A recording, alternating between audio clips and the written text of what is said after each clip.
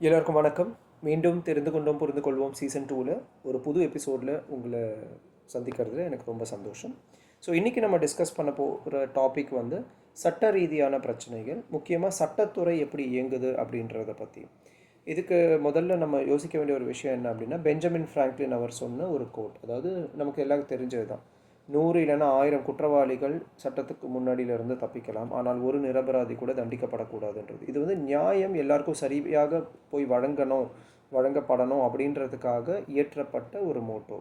ஆனால் இதில் இன்னொரு விதத்தில் நம்ம யோசிக்க வேண்டியது என்னென்னா, நம்ம 100 குற்றவாளிகள் தப்பிக்கலாம் அப்படின்னு நம்ம சொல்கிறோம் இல்லையா? அப்போ அந்த ஒரு குற்றவாளியும் எத்தனை நிரபராதிகளை போயிட்டு தண்டிக்க போகிறாங்க? இப்போ நம்ம சொல்கிறோம் இந்த நிரபராதி இப்போ கோர்ட்டுக்கு வந்திருக்காருன்னா, அவர் யாரோ ஒரு குற்றவாளினால் அஃபெக்ட் ஆகிருக்காரு, அது மூலமாக தான் அவர் கோர்ட்டுக்கு வந்திருக்காரு. ஸோ இந்த ஒரு நிரபராதி நீங்கள் காப்பாற்றி விடுறதுக்காக நீங்கள் 100 குற்றவாளிகளை தப்பிக்க விட்டீங்க அப்படின்னா, ஒவ்வொரு குற்றவாளியும் இன்னொரு 100 நிரபராதிகளை தண்டிப்பாங்க. ஸோ அப்போது ஒரு நிரபராதியை காப்பாற்றணும்னு நினைக்கிற நம்மளுடைய ஒரு காரியத்தினால கிட்டத்தட்ட 10,000 நிரபராதிகள் நம்மளுடைய சமூகத்தில் கஷ்டப்பட்டுட்டு இருப்பாங்க இந்த குற்றவாளிகள்னால. இது நியாயமான அப்ரோச்சா? நீங்கள் நிரபராதி தன்னை நிரபராதி என்று ஊர்ஜிதப்படுத்துறதுக்கும் ப்ரூவ் பண்ணுறதுக்கும் உள்ள வாய்ப்புகள் அத்தனையும் வழங்க, பட் அது காலம் தாழ்த்தாதீங்க. காலம் தாமதமாயிட்டு கிடைக்கிற ஜஸ்டிஸ், நியாயம் அப்படின்றது நியாயமே இல்லைன்றது தான். அதாவது ஜஸ்டிஸ் டிலேட் இஸ் ஜஸ்டிஸ் டினைடுன்னு சொல்கிறதுக்கான ரீசன் அதுதான். எவ்வளோ காலதாமதமாக நீங்கள் யோசிச்சு பாருங்கள். மக்களால் ஒரு ஒரு கேஸ் ப்ராப்பரான எவிடன்ஸோடு இருக்கிற ஒரு பிரச்சனை, அது வந்து ஒரு அந்த அந்த ப்ராப்ளம்க்கு இருக்கிற விட்னஸை நீங்கள் சரியாக நீங்கள் ஒரு ஆராய்ச்சி பார்த்தீங்கன்னா, அவங்கள வந்து ஒரு இன்ட்ராகேட் பண்ணிங்கன்னா, கேள்விகள் கேட்டிங்கன்னா, ஆட்டோமேட்டிக்காக ஒரு 2 மாதம் 3 மாதத்துலேயே அந்த கேஸை நீங்கள் டிஸ்போஸ் பண்ணிட்டு போயிட்டே இருக்கலாம். ஆனால் அந்த கேஸ் பார்த்தீங்கன்னா 10 வருஷத்துக்கு எடுத்துகிட்டு போகும். அதுக்கப்புறம் அது ஒரு மேல்முறையீடு பண்ணால் அது இன்னொரு 10 வருஷத்துக்கு எடுத்துகிட்டு போகும். எதுக்காக இந்த டிலே? ஸோ முதல் விஷயம், நம்மளுடைய ஜுடிஷரி சிஸ்டம் இந்த மோட்டோவை மாற்ற வேண்டி இருக்கும். ஒரு குற்றவாளி கூட தப்பிக்கக்கூடாது. அதற்காக 100 நிரபராதிகள் தண்டிக்கப்படுறதாக இருந்தாலும் நம்ம அதை ஏற்றுக்கணும். ஆனால் அவங்களுக்கான வாய்ப்புகள் அவங்களுக்கு சரியாக வழங்கப்படணும்.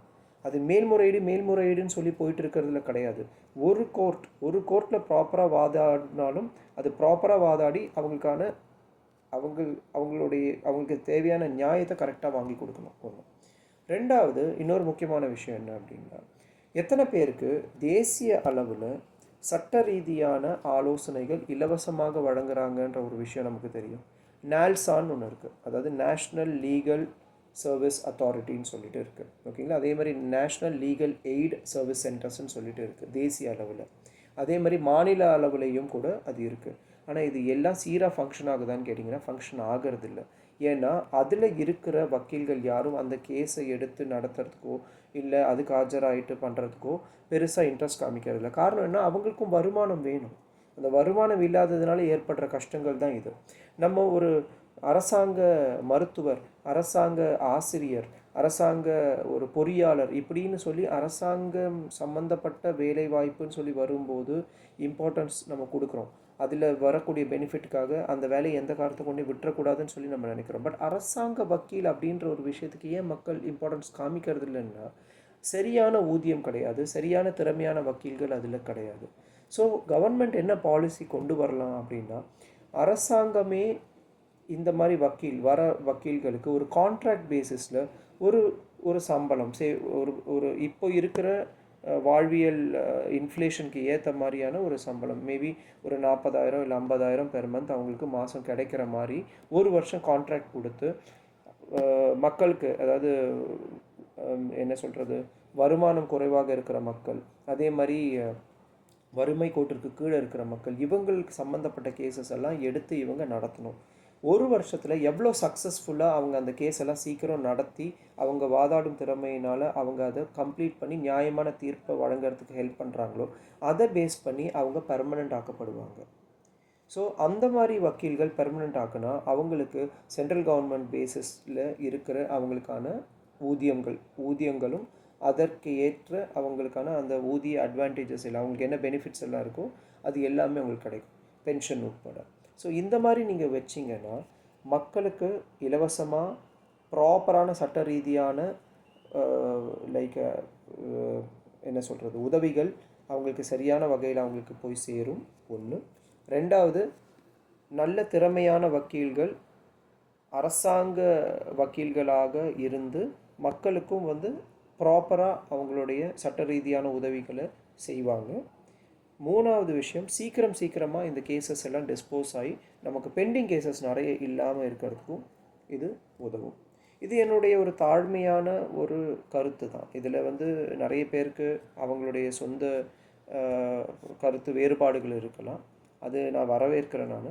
பட் எனக்கு தெரிஞ்சு இந்த சஜஷன் ப்ராபப்ளி ஜுடிஷியரி சிஸ்டமில் இருக்கிறவங்க சட்ட ரீதியான வல்லுநர்கள் இதை உட்காந்துட்டு ஆராய்ஞ்சிட்டு இதுக்கான ப்ரப்போசல் கவர்மெண்ட் கிட்ட கொண்டு போயிட்டு சட்ட அமைச்சர்கள் இதில் பங்கெடுத்துட்டு இதை ஒரு ஸ்கீமாக கொண்டு வரலாம், ஒரு பாலிசியாக கொண்டு வரலாம். இது எப்படி ஒர்க் அவுட் ஆகுதுன்னு சொல்லிட்டு பார்க்கலாம். ஸோ 2 விஷயங்கள். ஒன்று, குற்றவாளிகள் தப்பிக்கக்கூடாது, அதற்காக சட்டங்களை கொஞ்சம் இன்னும் ஸ்ட்ரிக்டாக இயற்றுங்கள். அந்த கான்செப்டை கொஞ்சம் மாற்றுங்க. 1000 குற்றவாளிகள் தப்பிக்கலாம், ஒரு நிரபராதி தண்டிக்கப்படக்கூடாதுன்ற கான்செப்ட் நமக்கு ஒத்து வராது. ஏன்னா இந்த லூப் ஹோல்ஸை பயன்படுத்தி நிறைய குற்றவாளிகள் தப்பிச்சிட்ருக்காங்க. அவங்க இன்டைரக்டாக நிறைய நிரபராதிகளை தண்டிச்சுட்டு இருக்காங்க. ரெண்டாவது, இலவசமாக மக்களுக்கு கொடுக்கக்கூடிய ஒரு சட்ட ரீதியான ஆலோசனைகளும் சட்ட ரீதியான உதவிகளும் தரமான உதவிகளாக இருக்கட்டும்.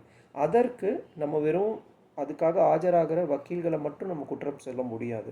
அவங்கள ஊக்குவிக்கிறதுக்காக நீங்கள் அவங்கள கான்ட்ராக்ட் பேசிஸில் அவங்க கவர்மெண்ட் வேலை கொடுங்க. 1 வருஷத்துக்கு மாதம் ஒரு ஃபிக்ஸடான ஒரு சம்பளத்தை கொடுங்க.